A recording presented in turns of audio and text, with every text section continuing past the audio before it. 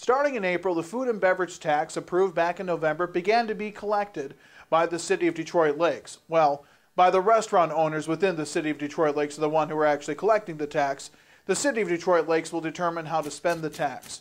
Now, when I go around and talk to people who voted to approve the food and beverage tax, I was not personally one of those people, but when I talk to those who do, the number one reason I hear that they approved the food and beverage tax was to deal with the Flowering Rush situation along the beach in Detroit Lake. We've talked many times how valuable the beach is and how important the lake is to the prosperity of Detroit Lakes and, of course, the City of Detroit Lakes. But in the first year of how the food and beverage tax money is going to be spent, very little of it is going to actually go to help battle Flowering Rush. The number one reason most people voted to have that tax installed in the first place. Out of the estimated $240,000 the food and beverage tax is projected to bring in next year for the City of Detroit Lakes, about $15,000 or a little over $15,000 of it will go towards Flowering Rush.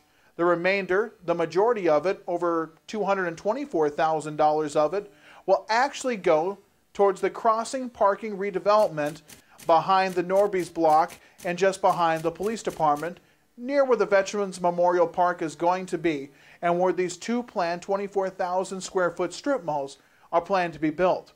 Now, that means that no money will actually go towards the non-motorized trails, at least in year one of the food and beverage tax. So, if many people, and the majority of people I feel, voted for that tax to help the city beach, why so very little of it going towards the city beach? Now remember, there were four things the city said they would use this tax for: parking improvements, non-motorized trail, the crossing development, or crescent development as it was known as back then, and Flowering Rush. But Flowering Rush from the voters and from the citizens is what I heard was the number one reason they wanted this. So why shouldn't a fourth of that money go at least to Flowering Rush? That'd be about $60,000.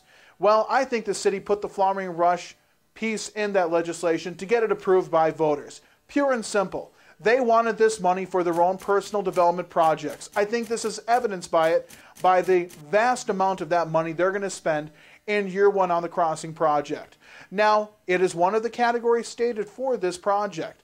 But once this is done, they could argue parking improvements for the end of time. Flowering Rush can be argued that needs to be dealt with from now until the end of time as well. Remember, there is no sunset clause on this food and beverage tax.